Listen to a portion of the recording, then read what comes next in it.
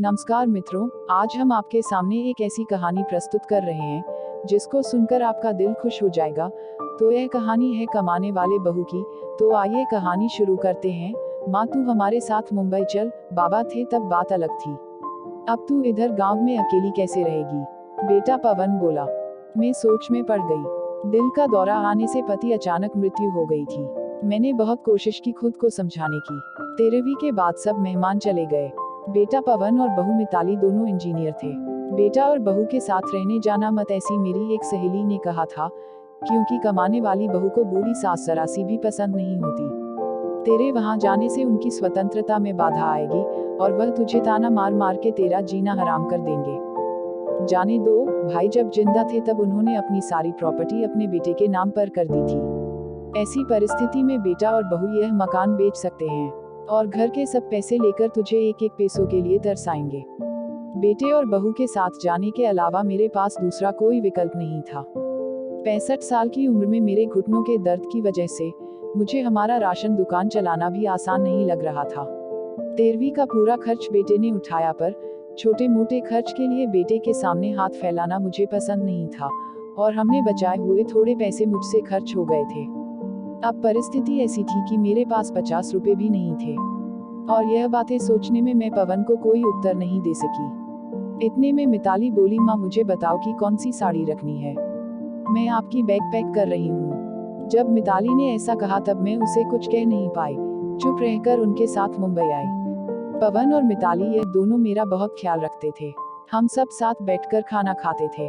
उनकी याद नहीं आनी चाहिए, इसलिए दोनों मुझे बहुत खुश रखने का प्रयत्न करते थे। मेरा 7 साल का पोता रेहान तो दादी दादी कहते हुए मेरे पीछे पीछे भागता था।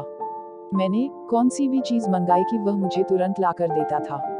ये सब देखकर मेरे मन को बहुत शांति मिलती थी। मैं सोचने लगी कि लोग बेवजह ही आजकल के लड़के और लड़कियों को बदनाम करते हैं और कहते हैं कि बूढ़े माँ बाप का सम्मान नहीं करते, उनकी देखभाल नहीं करते। खासकर बहू कमाने वाली होगी तो सास को ठोकरों पर रखेगी।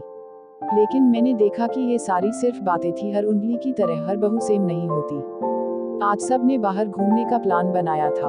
हम सब मॉल में गए। उधर घूमते घूमते पवन और मिताली एक दुकान में कुछ खरीदने के लिए रुके। मैं और रेहान थोड़ा आगे गए। आइसक्रीम की दुकान देखते ही रेहान बोला, दादी मुझे आइसक्रीम खानी है।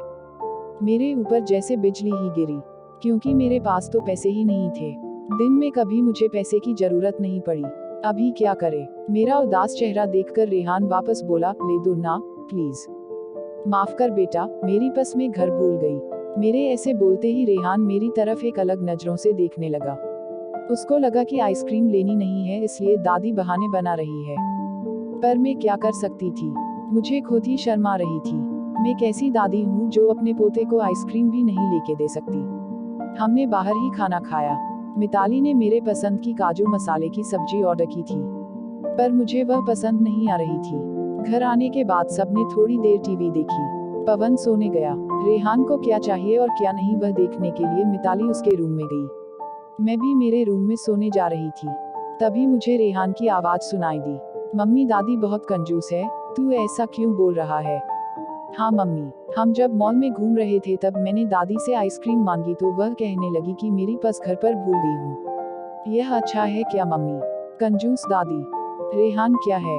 दादी के बारे में ऐसे बोलने से पहले तुमने सोचा नहीं क्या? तेरी दादी इस वक्त कितनी दुखी है तू समझ नहीं सकता। दादी को कितना दुख है। बेटा, दादी और दादाजी गांव साथ रहते थे, तभी अचानक दादाजी हम सबको हमेशा के लिए छोड़कर चले गए।